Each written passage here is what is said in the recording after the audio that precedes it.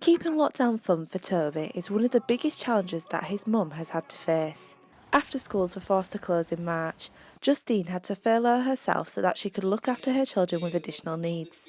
With Toby and Rosanna, his sister, both having additional needs, I've just had to totally focus on them. There's nothing else I can do. Obviously, normally they'd be in school. All three of us, me included, were all on the vulnerable list. So I took the decision to take the children out of school a week early, keep us all safe, basically. Many children like Toby struggle to adapt to changes in their daily routine, and the lockdown has taken a large toll on him and his family. The first week was very, very difficult. Toby didn't know why his routine had suddenly changed. Every single day he went to put his school uniform on in the middle of the afternoon and demanded to go to school, tried to put his shoes on, which led to him getting very frustrated and very upset. He just couldn't work his house at all. Second week got slightly better, and since then we seem to have found a routine, partly thanks to Shebang. This brightly coloured duo, better off known as Shebang, run a charity that tours around the UK to perform interactive shows for children with additional needs. With their performances being put on hold due to the pandemic, Russ and Kim knew that they wanted to do something to help families who were stuck in lockdown. But we've never done anything on live Facebook before. And then on the first week when we realised we weren't going to see our regular groups, we just thought, well, hang on, why don't we just do it live? So although our funding that we've got is ring fenced for working face to face with people, we just thought it was still worth doing. I mean, what else are we going to do? Sit in the house? The makeshift Shebang studio set while we're all in lockdown.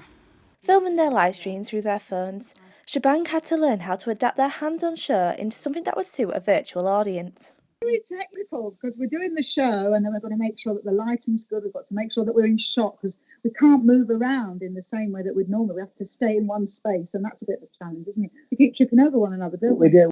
But the other thing that families are starting to do now is they're getting themselves a little kit together. So, like, for example, we've got a song that we use an umbrella with stars on. They're making their own umbrella or they're getting their own piece of rope for the anchor rope. You can use it as an educational experience if you want, or you can use it as, well, you know that it's going to be an interesting, high quality half hour that you can leave your little one to enjoy while you go and have a bit of respite. Charities like Shebang are vital in maintaining a sense of normality during these unprecedented times. In the UK, there are over 1,000 special education schools that have been affected since lockdown measures were enforced. Although 350,000 children in the UK have EHC plans put into place, there are still children with additional needs who are not receiving the support they need. Tara is one of the thousands of teachers who are going the extra mile to help support parents who need assistance in lockdown.